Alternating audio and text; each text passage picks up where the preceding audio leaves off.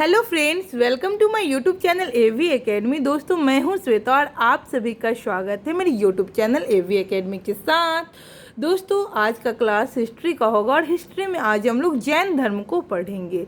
तो दोस्तों, बहुत ही इम्पॉर्टेंट पॉइंट्स से को डिस्कस किया जाएगा इस क्लास में, तो आप लोग वीडियो को स्किप मत कीजिएगा, क्लास पूरा कीजिएगा, क्योंकि जैन धर्म से रिलेटेड हर एक कॉम्पिटिटिव एग्जाम में क्वेश्चन पूछता है। तो आपके एग्जामिनेशंस में भी क्वेश्चन पूछे ही जाएंगे। 1-2 नंबर के क्वेश्चन जैन धर्म से रिलेटेड रहते हैं, फिक्स है। तो आप लोग क्लास को अंत तक कीजिए, क्योंकि जितने भी इंपॉर्टेंट पॉइंट्स हैं जैन धर्म से रिलेटेड सबको आज डिस्कस किया जाएगा। दोस्तों, इसके पहले हम लोग वैदिक काल को पढ़ा, तो जिन लोगों ने पिछले क्लास को नहीं किया उनके लिए मैं डिस्क्रिप्शन बॉक्स में लिंक को डाल दूंगी, ताकि आप लोग वहाँ से जा करके पिछले क्लास को कर लें। दोस्तों, चलिए आज के क्लास को शुरू करते हैं। आज का जो हमारा क्लास है जैन धर्म से रिलेटेड है। तो पहला पॉइंट से आज हम लोगों का, जैन धर्म के संस्थापक कौन थे। जैन धर्म के संस्थापक कौन है? तो ऋषभ देव, इसे आदिनाथ के नाम से भी जाना जाता है। तो क्वेश्चन पूछता है, बहुत ही इंपॉर्टेंट पॉइंट है ही, जैन धर्म के संस्थापक कौन थे? तो ऋषभ देव, जिसे आदिनाथ के नाम से भी जाना जाता है। इंपॉर्टेंट पॉइंट से ध्यान रखिएगा, क्वेश्चन पूछ देता है जैन धर्म का संस्थापक। तो ऋषभ देव जो है, जो जैन धर्म के संस्थापक है। तीर्थंकर शब्द किससे संबंधित है? तीर्थंकर शब्द जो है, जो जैन धर्म से संबंधित है। तीर्थंकर शब्द जैन धर्म से संबंधित है। अनेकतावाद किस धर्म मूल सिद्धांत का दर्शन है? तो जैन धर्म का क्या कहते हैं, मूल सिद्धांत एवं दर्शन है। जैन धर्म में कर्म परमाणुओं के पूर्ण विनाश को सूचित करने वाली अवस्था को क्या कहा जाता है? निर्जरा कहा जाता है। अगला पॉइंट है, जैन धर्म में संवर का क्या अभिप्राय है? जीव की ओर नए क्रम का प्रवाह रुक जाना। अगला पॉइंट देखते हैं हम लोग, गंग वंश के राजा राजमल चतुर्थ के मंत्री एवं सेनापति चामुंडे राय ने 974 ईस्वी में श्रवण बेलगोला के पास एक जिन मूर्ति का निर्माण करवाया था, जो बाहुबली गोमेतेश्वर की मूर्ति कहलाती है। यहाँ पर 12 वर्ष के अंतराल पर मनाए जाने वाला उत्सव महामस्तकाभिषेक के नाम से जाना जाता है। अगला पॉइंट है, त्रिरत्न सिद्धांत, जिसमें सम्यक दर्शन, सम्यक आचरण, सम्यक ज्ञान किस धर्म से संबंधित है? तो जैन धर्म से संबंधित है। त्रिरत्न सिद्धांत में आता है सम्यक दर्शन, सम्यक आचरण एवं सम्यक ज्ञान, और इसका संबंध किस धर्म से है? तो जैन धर्म से संबंध है। आजीवन संप्रदाय के संस्थापक क्या है? आजीवक संप्रदाय के संस्थापक तो है मखली गोसाल जो आजीवक संप्रदाय के संस्थापक हैं। अगला पॉइंट देखते हैं, अनुव्रत सिद्धांत किस धर्म से संबंधित है? जैन धर्म से। यापनीय किस ग्रंथ का संप्रदाय था? तो जैन धर्म का। प्रारंभिक जैन साहित्य किस भाषा में लिखे गए थे? अर्धमगधी भाषा में लिखे गए थे। पार्श्वनाथ से संबंध होने के कारण कौन से स्थल जैन सिद्ध क्षेत्र माना जाता है? सममेध शिखर। अगला पॉइंट से हमारा, जैन सिद्ध संप्रदाय में प्रथम विभाजन के पश्चात निर्मित श्वेतांबर संप्रदाय के संस्थापक कौन थे? तो स्थूलभद्र। इंपॉर्टेंट पॉइंट से दोस्तों ध्यान रखिएगा, मैं फिर से इसको रिपीट कर देती हूँ, क्योंकि इंपॉर्टेंट पॉइंट से क्वेश्चन यहाँ से बनता है। जैन धर्म में प्रथम विभाजन के पश्चात निर्मित श्वेतांबर संप्रदाय के संस्थापक कौन थे? तो स्थूलभद्र जो थे, जो इसके संस्थापक थे। अगला पॉइंट देखते हैं हम लोग, किस जैन संगति के अंतिम रूप में श्वेतांबर आगमन का संपादन हुआ? तो प्रथम जैन संगति जो पाटलिपुत्रा में हुआ, इसी में श्वेतांबर का आगमन हुआ। तो प्रथम जैन संगति पाटलिपुत्र में हुआ। ये भी क्वेश्चन पूछ देता है, प्रथम जैन संगति कहाँ हुआ? तो पाटलिपुत्र में हुआ, और इसी में श्वेतांबर का आगमन हुआ। अगला पॉइंट देखते हैं हम लोग, जैन संगतियाँ और सम्मेलन को देखते हैं। तो जैन संगति वर्ष, स्थान और अध्यक्ष देखते हैं इसकी।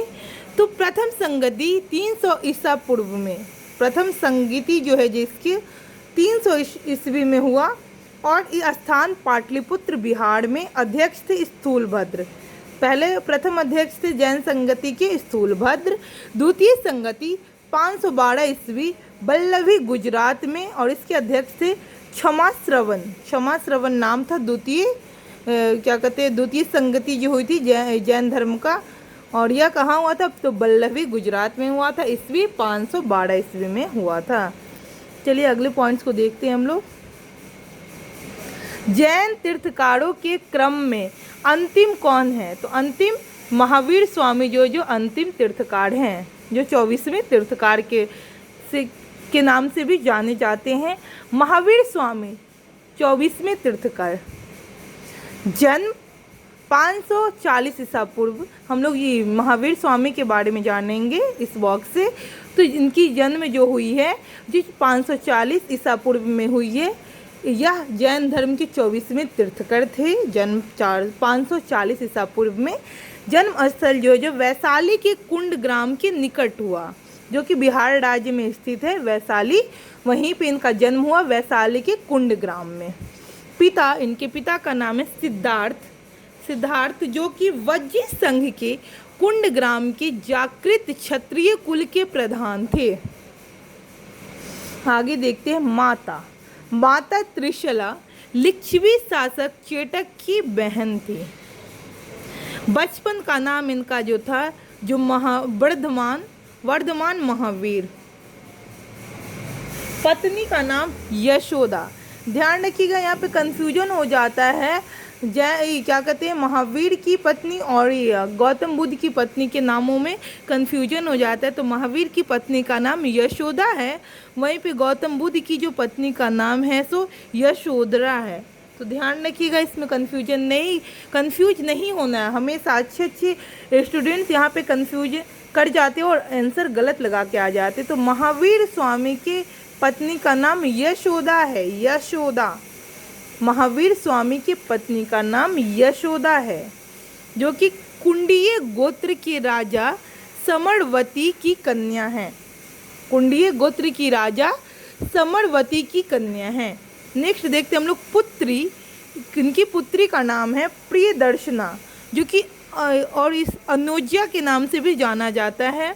अगला देखते हैं हम लोग प्रमुख उपाधि इनको जो मिला केवलीन।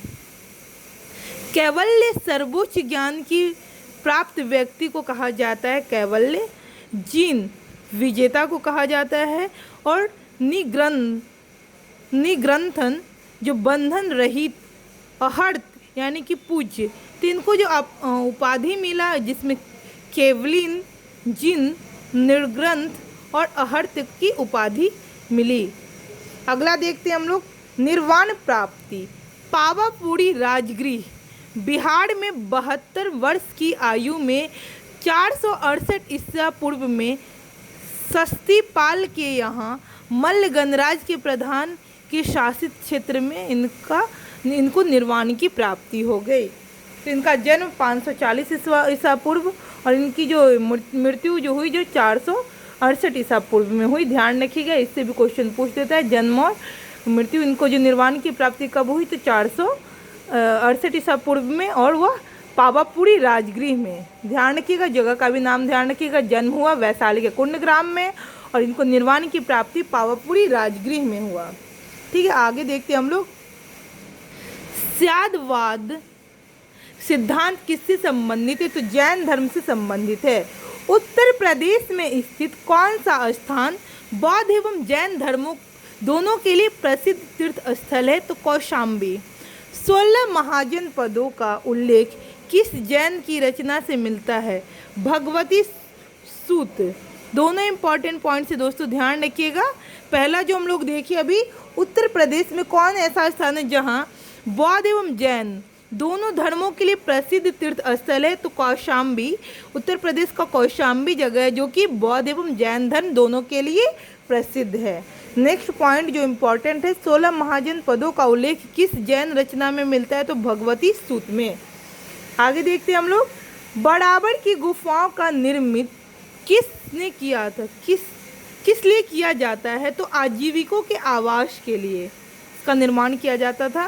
पार्श्वनाथ द्वारा प्रतिपादित 4 महाव्रतों में महावीर स्वामी ने 5वें महाव्रत के रूप में क्या जोड़ा? ब्रह्मचर्य को जोड़ा।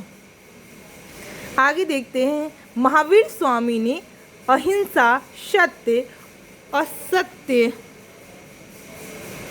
चोरी न करना, अपरिग्रह, संपत्ति अर्जित न करना एवं ब्रह्मचर्य 5 महाव्रत की शिक्षा दी।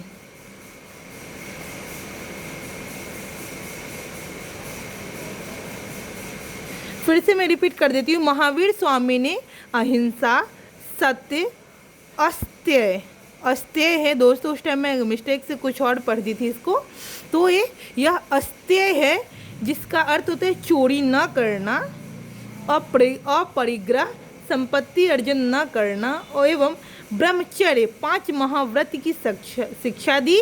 तो किसकी शिक्षा दी? अहिंसा, सत्य और तीसरा है अस्तेय जिसका अर्थ होता है चोरी न करना, अपरिग्रह और ब्रह्मचर्य की शिक्षा दी।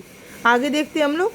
जैन ग्रंथ कल्पसूत्र के रचयिता कौन थे? तो भद्रबाहु। ये भी बहुत इंपॉर्टेंट पॉइंट से ध्यान रखिएगा, क्वेश्चन पूछ देता है। तो जैन ग्रंथ के कल्पसूत्र के रचयिता भद्रबाहु थे। भद्रबाहु थे कल्पसूत्र के रचयिता। अगला देखते हैं। जैन मूर्ति पूजा का प्राचीनतम प्रमाणिक अभिलेख कहाँ से प्राप्त हुआ है? तो हाथी गुफा अभिलेख से। भी बहुत इंपॉर्टेंट पॉइंट से दोस्तों ध्यान रखिएगा। जैन मूर्ति पूजा का प्राचीन प्रमाणिक अभिलेख कहाँ से मिला है? तो हाथी गुफा अभिलेख से प्राप्त हुआ है। हाथी गुफा अभिलेख से। अब आज का लास्ट पॉइंट देखते हैं। जैन संप्रदाय में विभाजन के पश्चात स्थूलभद्र के अनुयायी श्वेतांबर जबकि भद्रबाहु के अनुयायी दिगंबर कहलाए। तो क्वेश्चन पूछ देगा कि स्थूलभद्र के अनुयायी को किस नाम से जाना जाता है? तो श्वेतांबर के नाम से, जबकि भद्रबाहु के अनुयायियों को दिगंबर के नाम से जानते हैं। और इस तरीके से जैन धर्म जो 2 भागों में बट गए, श्वेतांबर एवं दिगंबर। तो इस तरीके से दिगंबर, तो हम लोग इस तरीके से जैन धर्म को यहाँ पे कंप्लीट किया। और मैं उम्मीद करती हूँ कि जैन धर्म से रिलेटेड जितने भी इम्पॉर्टेंट पॉइंट्स हैं सबको मैं यहाँ पे आप लोगों के सामने क्लियर की हूँ। कहीं भी आपको किसी भी पॉइंट्स में अगर कन्फ्यूजन लगे तो आप लोग बिना सोचे आप लोग कमेंट सेक्शन में कमेंट करके मुझे बता सकते हैं कि मुझे यहाँ पे कन्फ्यूजन हो रहा है। मैं आपकी जो भी कन्फ्यूजन है इसको दूर करने की कोशिश करूँगी। तो दोस्तों अगर अभी तक आपने हमारे YouTube चैनल AV Academy को सब्सक्राइब नहीं किया तो सब्सक्राइब कर लें, बेल आइकन को दबा दें ताकि आप लोगों को लेटेस्ट अपडेट मिलता रहे। Thanks for watching my video.